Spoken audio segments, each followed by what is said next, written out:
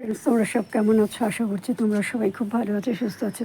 Friends, আমিও খুব ভালো আছি, সুস্থ আছি। আজকে আমার ছাদ বাগানটা দেখো, আর ফুলগুলো সব হাসছে এরকম।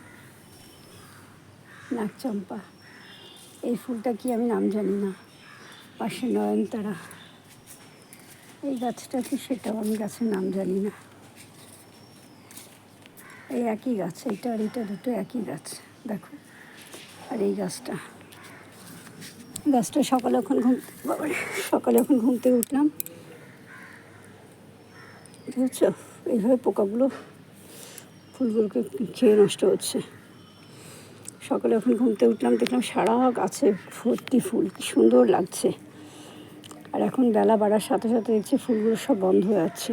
এই তো এক্ষুনি একটা পোকা ছিল, পোকাটাকে মারতে গেলাম, কিন্তু ফুলটা নষ্ট হয়ে যাবে, মারতে পারলাম না বলে পোকাটা উড়ে গেল। আবার এই পোকাটা আসবে, এই পোকাটা বসার পরেই ফুলগুলো এরকম নষ্ট হয়ে যাচ্ছে। আর এই দেখো আমার এই গাছটাতে দেখো কি সুন্দর ছোট্ট ছোট্ট ফুল হয়েছে।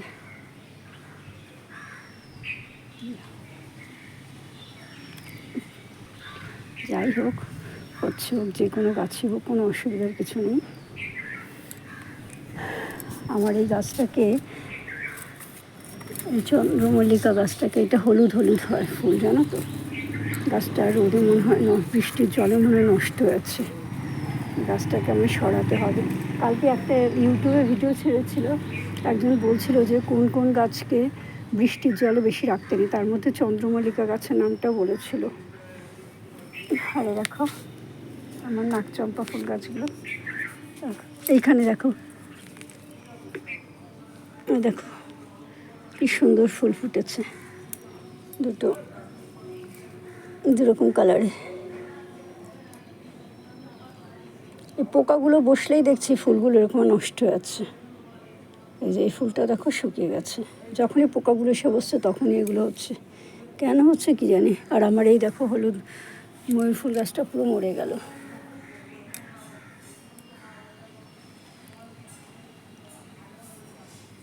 আর এই গাছটা দেখো ফুল হয়েছে। ফল হোক না হোক, ফুল হতে অনেক আনন্দ হয়।